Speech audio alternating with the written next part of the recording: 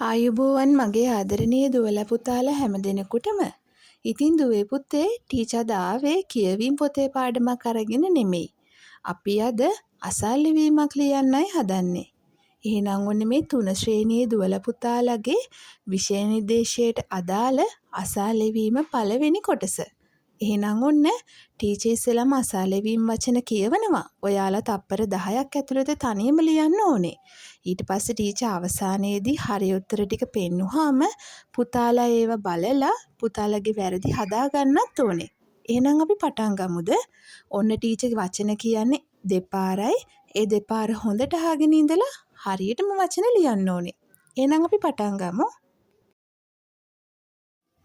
පළවෙනි වචනය කලබල.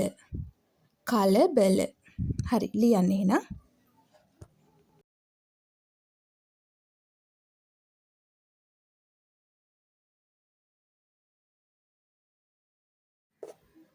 අතරමඟ. අතරමඟ.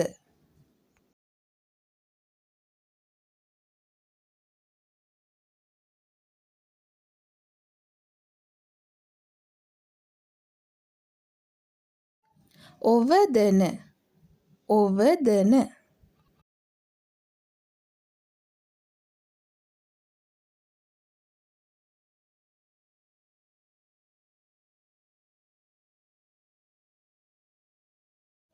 ආභරණ. ආභරණ.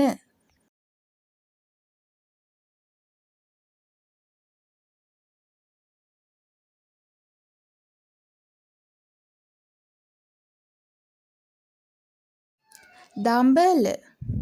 දම්බල.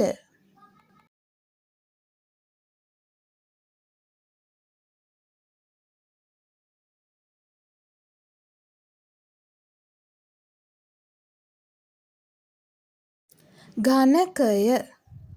ඝනකය.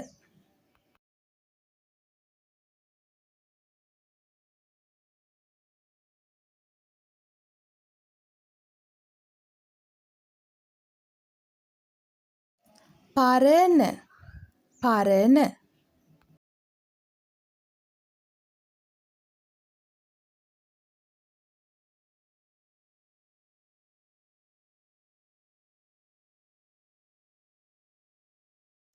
ඖෂධ. ඖෂධ.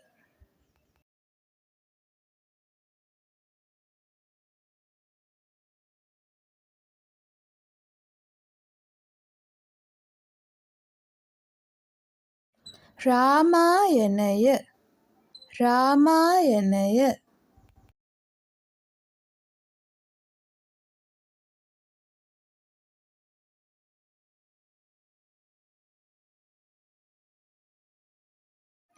ගාථාව.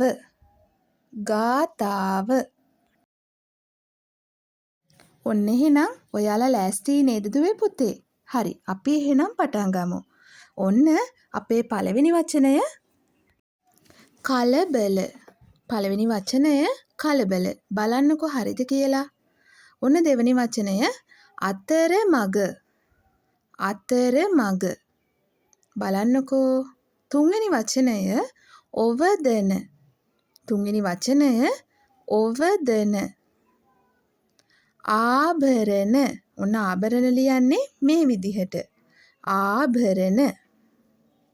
පස්වෙනි වචනය දම්බල. දම්බල. හයවෙනි වචනය ඝනකය. ඝනකය. ඔන්න හරියද බලන්න ඕනේ. පරණ. හත්වෙනි වචනය තමයි පරණ. අටවෙනි වචනය ඖෂධ. අටවෙනි වචනය ඖෂධ. නවය රාමායනය. රාමායනය. 10 වෙනි වචනය ගාථාව. ගාථාව. එහෙනම් අපි බලමු ඔයාලගේ කීයක් හරිද කියලා. හරි. කෝ බලන්න එහෙනම් අත උස්සන්න.